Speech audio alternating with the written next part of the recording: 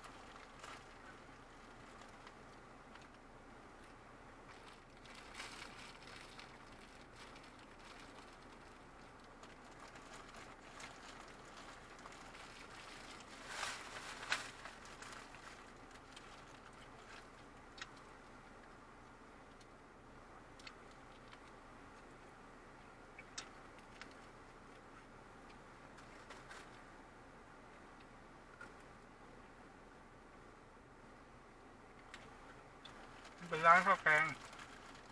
ตอนที่พ่อกินเหรอปั๊มหนึ่ง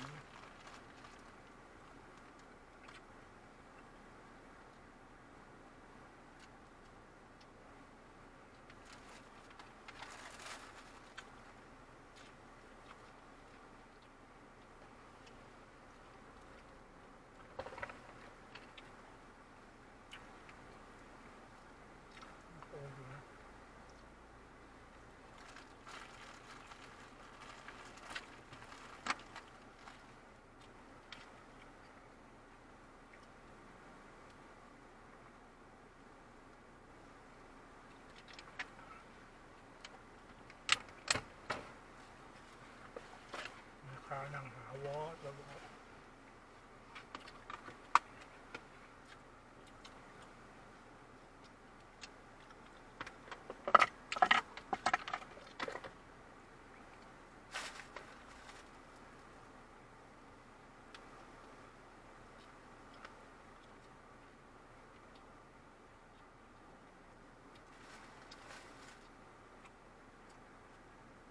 ผมขาวก็อยากให้ผมดำก็ไปตำผมขาวก็เต็มหน้าเต็มหัว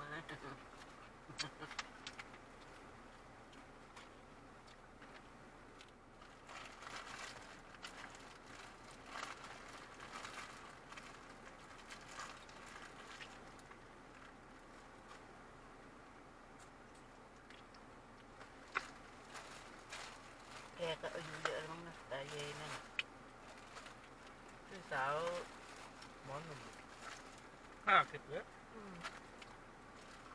คนนิยมมัน40 กว่ามันนิยมก็40 กว่า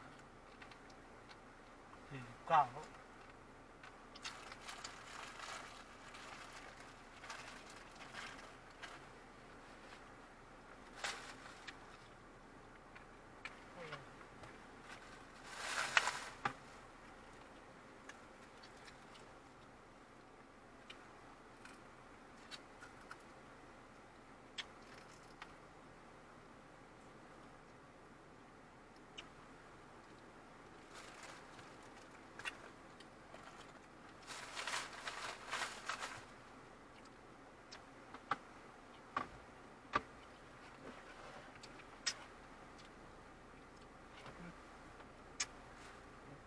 นี่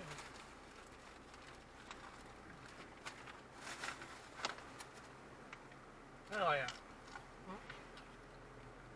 ใส่เลยนะเจ้าของปั๊มนี่ก็นิสัยเหมือนกูเนี่ยดูอ๋อ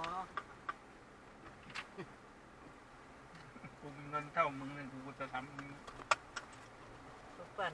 เดี๋ยวมีหมดตรงอเมซอนไม่เห็นเหรอเดี๋ยวปั้นเป็นน้ำตกเผ็ดย่างเกลือ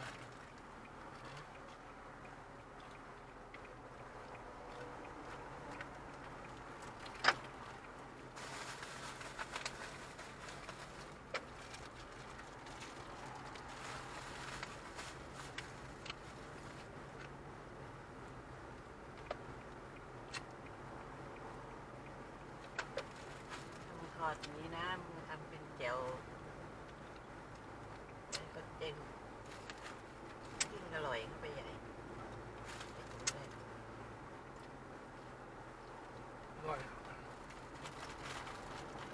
นั่งไว้นั่งกินร้านเนี่ยในปั๊มเนี่ยแต่ที่ป้ายมันมีหลายปลาช่อนแดดเดียว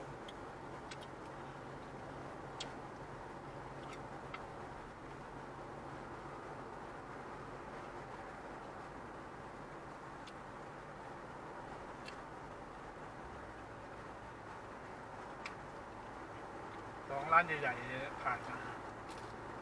นั่นแหละปลาช่อนแดดเดียวปลาช่อน ใช่ เขาเนี่ยขายปลาช่อนแดดเดียวกันบอกอร่อยทุกร้านเลย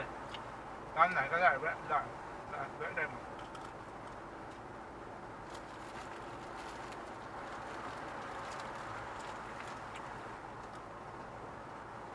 ปั๊มนี้หรอ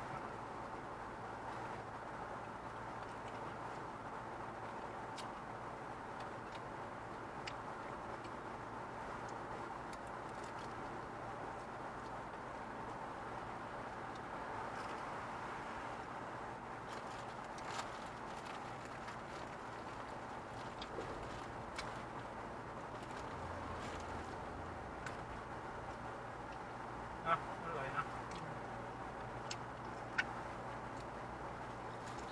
เต็มมาก